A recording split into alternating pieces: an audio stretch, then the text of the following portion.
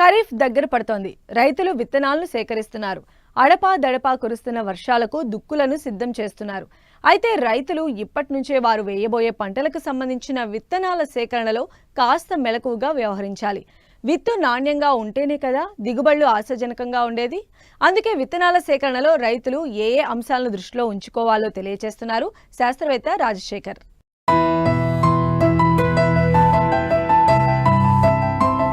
అధిక దిగుబడులు సాధించాలంటే నాణ్యమైన విత్తనాలను ఎంపిక చేసుకోవడం ఎంతో కీలకం. ముందుగా ఆయా ప్రాంతాలకు అనుగుణంగా వాతావరణ పరిస్థితులకు తగ్గట్లుగా నీటి లభ్యతను బట్టి పంటలను ఎంచుకోవాలి. తర్వాత సాగు చేయబోయే పంటలో ఏ రకాలు అందుబాటులో ఉన్నాయో తెలుసుకోవాలి. విత్తనాలను ప్రభుత్వ సంస్థలు, గుర్తింపు పొందిన అధీకృత డీలర్ల వద్ద మాత్రమే కొనుగోలు చేయాలి. విత్తన సంచులపై ఉన్న సమాచారాన్ని పూర్తిగా చదివి వాటి యొక్క జన్యు, భౌతిక స్వచ్ఛత వివరాలు తెలుసుకోవాలి. ఈ విషయంలో ఏమాత్రం నిర్లక్ష్యం చూపినా విత్తనం మొలకెత్తకపోవడం, పంటను తెగుళ్లు, చీడపీడలు ఆశించి తీవ్ర నష్టం తప్పదు అని ఆదిలాబాద్ కృషి విజ్ఞాన కేంద్రం శాస్త్రవేత్త రాజశేఖర్ రైతులను హెచ్చరిస్తున్నారు. మరి ఆదిలాబాద్ జిల్లా విషయానికి వస్తే మరి ప్రధాన పంటలు పత్తి, సోయా, కంది. ఈ పంటలు మరి ఖరీఫ్ కాలంలో రైతులు ఎక్కువ విస్తీర్ణంలో సాగు చేస్తూ ఉంటారు. మరి ప్రస్తుత పరిస్థితులలో రైతులందరూ వేసవి దుక్కులు చేయడం జరిగింది. అయితే ముఖ్యంగా ఈ పత్తికి సంబంధించిన విత్తనాలు చూసినట్లయితే ధృవీకరణ విత్తనాలు, అదేవిధంగా మంచి కంపెనీకి సంబంధించిన విత్తనాలనే కొనుగోలు చేయాలి. అయితే లూజు సంచులలో కానీ లూజుగా ఉన్న విత్తనాలను కొనుగోలు చేయకూడదు. అదేవిధంగా మరి కంపల్సరిగా విత్తన ప్యాకెట్తో పాటు మరి షాపులలో రసీదును ఖచ్చితంగా తీసుకోవాలి. ఇకపోతే మరి ఈ మధ్య కాలంలో అక్కడక్కడ ఈ BT3 విత్తనాలు కూడా రైతులకు అందజేస్తున్నారని కొంత సమాచారం ఉంది. వాటిపైన కూడా రైతులందరూ కొంత దృష్టి సారించి అంటే గమనించి తీసుకోవాల్సిందిగా కోరుతా ఉన్నాం.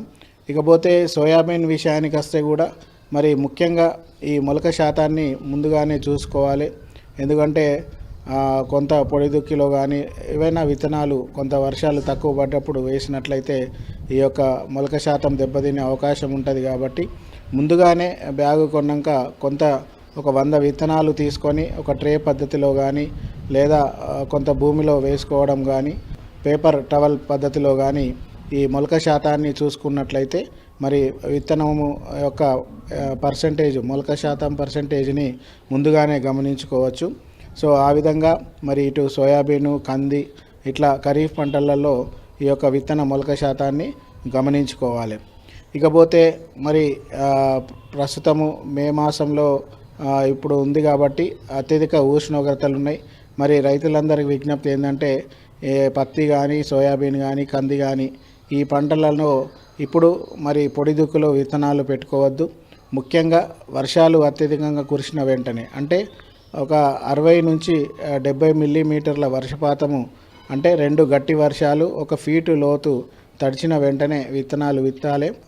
జూన్ 10 నుంచి లేదా జూన్ 15 నుంచి మరి జూలై 15 వరకు ఈ పత్తి, సోయా, కంది విత్తనాలు పెట్టుకున్నట్లయితే మంచి మొలక వచ్చి మంచి పంట పెరుగుదల, దిగుబడి వచ్చే అవకాశం ఉంటుంది. కాబట్టి ప్రస్తుత పరిస్థితులలో వాతావరణంలో గాలిలో ఉష్ణోగ్రతలు ఎక్కువ ఉన్నాయి, అదేవిధంగా భూమిలో కూడా ఉష్ణోగ్రతలు అత్యధికంగా ఉంటాయి. కాబట్టి మరి ఇప్పుడు ఈ పొడి దుక్కులు పెట్టినట్లయితే నాణ్యమైన విత్తనము పోయే అవకాశం ఉంటుంది. ఇకపోతే ప్రాథమికంగా రైతులు చీడపీడల నివారణకి ఈ యొక్క ప్రతి పంటలో అయితే కంపెనీ వాళ్ళే ఈ పురుగు మందులతోటి, తెగుళ్ళ మందులతోటి విత్తన శుద్ధి చేసి ఇస్తున్నారు. ఇంకా రైతులు విత్తన శుద్ధి చేయదలుచుకుంటే ట్రైకోడర్మా విరిడి పొడిని 10 గ్రాములు కేజీ విత్తనానికి కలుపుకొని విత్తుకోవాలి.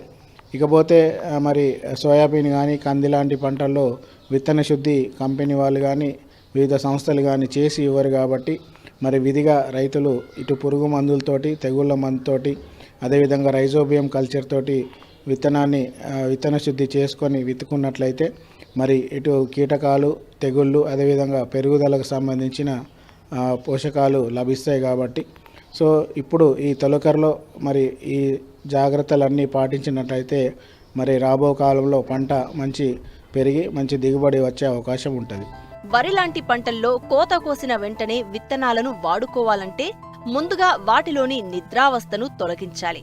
ఇందుకోసం లీటరు నీటికి 6.3 మిల్లీలీటర్ల గాఢ నత్రకామ్లం కలిపి ఆ నీటిలో 24 గంటలు నానబెట్టి మరో 24 గంటల పాటు మండకట్టాలి. విత్తే ముందు శిలీంద్రనాశనులతో విత్తన శుద్ధి చేసినట్లయితే భూమి ద్వారా వ్యాపించే తెగుళ్లను అరికట్టిన వాళ్లమవుతాం.